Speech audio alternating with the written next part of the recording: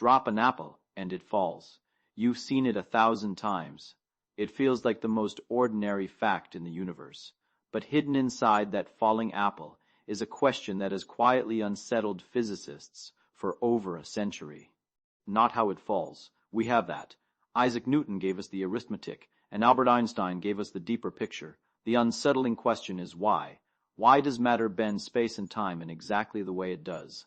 Why do gravity, out of all the forces in nature, refuses to behave like the others? For decades, that question had no answer. Einstein handed us a magnificent equation, but an equation is a description, not an explanation.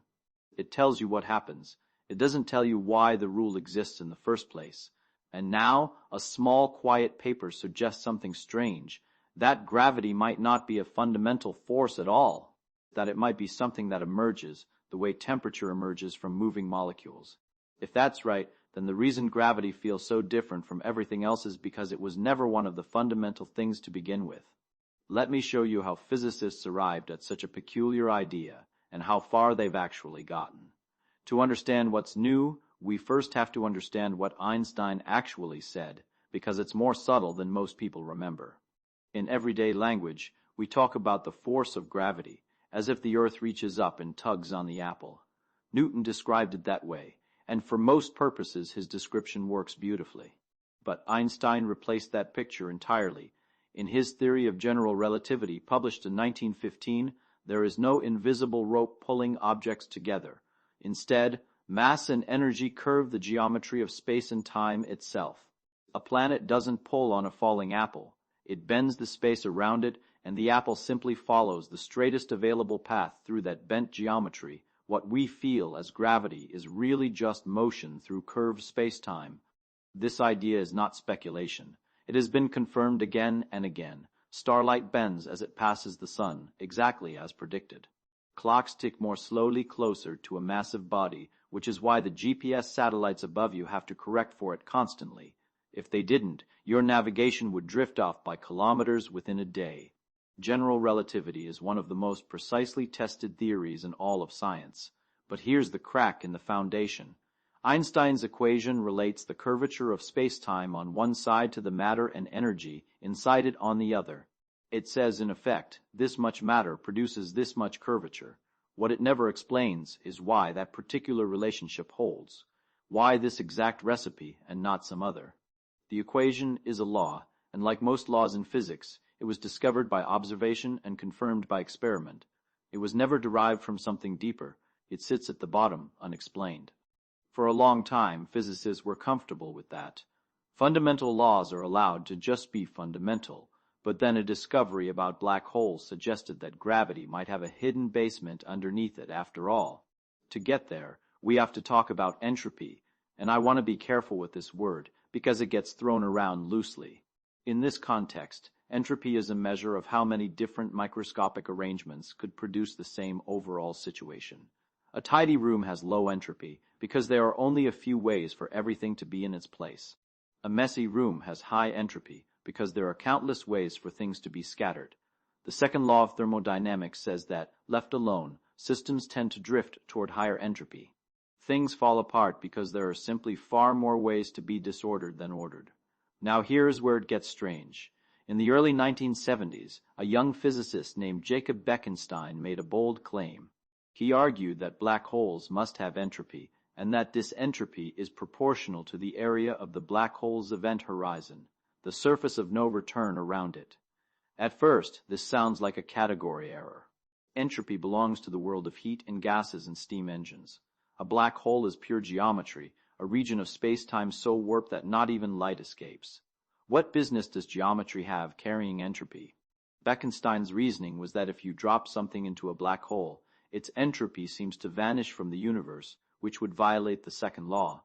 To save that law, the black hole itself must gain entropy to compensate.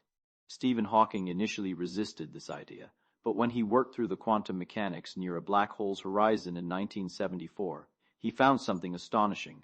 Black holes are not perfectly black. They radiate. They have a temperature.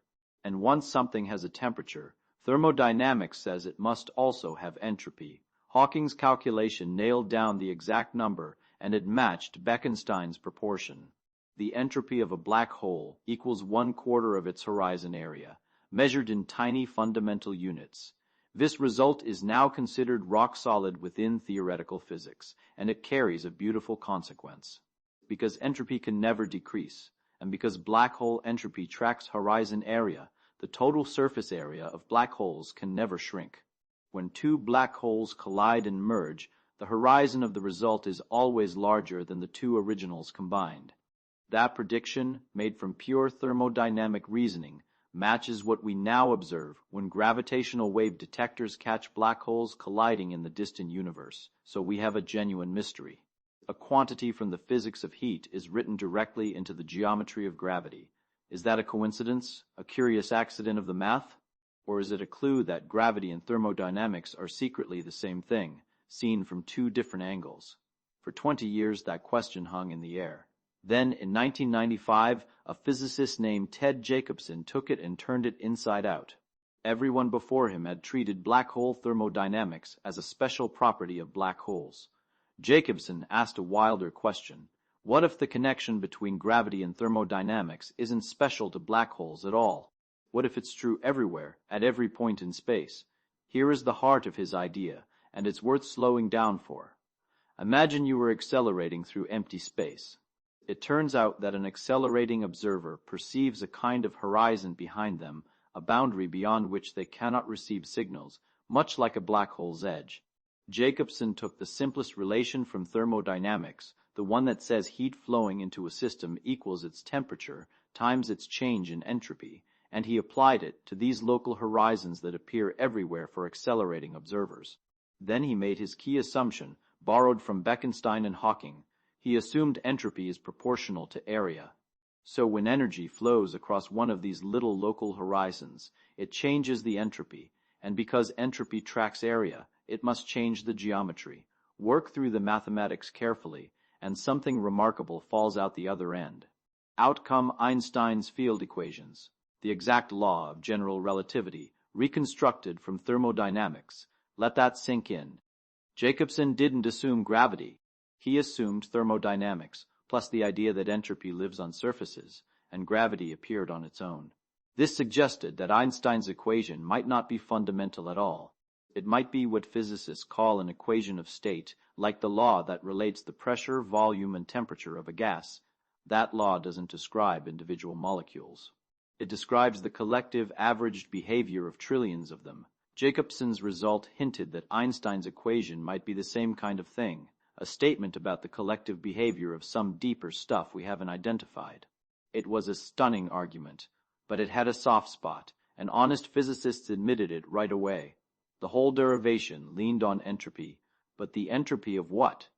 Jacobson used the thermodynamic version, the same kind you'd use for a gas or a black hole. But if gravity emerges from something more basic, you'd want to know what the microscopic something actually is. Saying entropy is proportional to area is a rule, not an origin. It's like being told the pressure of a gas without ever being told the gas is made of molecules. The explanation still had a hole in its floor. And this is exactly where a new paper enters the story. In late 2025, a physicist named Philippe Doro posted a short paper, later published in a leading physics journal in 2026, that took direct aim at that soft spot. The title was plain, From Quantum Relative Entropy to the Semiclassical Einstein Equations. What it attempted was to rebuild Jacobson's argument, but this time using a kind of entropy that is precisely and rigorously defined in quantum theory, rather than the borrowed thermodynamic version. To follow this, we need one more idea, and it's a beautiful one. In quantum physics, empty space is not truly empty. What we call the vacuum is a restless sea of quantum fields, the same fields whose ripples we experience as particles. These fields are never perfectly still. They fluctuate, and crucially, the fluctuations in one region are correlated with the fluctuations in neighboring regions. This linking of fluctuations is called entanglement, and it means the vacuum itself carries a kind of hidden information structure. Now, Dorou's move was to compare two situations. In the first, you have the pure vacuum, undisturbed. In the second, you have the vacuum with a small ripple of energy added to it, a gentle excitation of the field. Then you ask a precise mathematical question. How different are these two states? The tool for measuring that difference is called relative entropy, and there is a rigorous version of it developed by mathematical physicists named Araki and Oman that works cleanly in quantum field theory without the usual technical breakdowns. Here is the payoff. When Doral computed this relative entropy across one of those local horizons, the same kind Jacobson used, he found that it equals the flow of energy crossing that horizon. The quantum measure of how different these two states are turns out to be exactly the energy flux, and once you feed in the Bekenstein-Hawking rule that entropy tracks area, that energy flux becomes a change in the horizon's area. From there, following the same logic Jacobson pioneered, the Einstein equations emerge once again. The advance here is not that gravity was reproduced. Jacobson already did that 30 years earlier. The advance is what kind of entropy was used. This time it wasn't a vaguely justified thermodynamic quantity. It was a well-defined measure of quantum information. The paper suggests that the entropy driving gravity is, quite literally, the information content of quantum fields in the vacuum. Quantum information, on this view, may sit underneath the geometry of spacetime itself. And there's a subtle point in the result that I find genuinely elegant.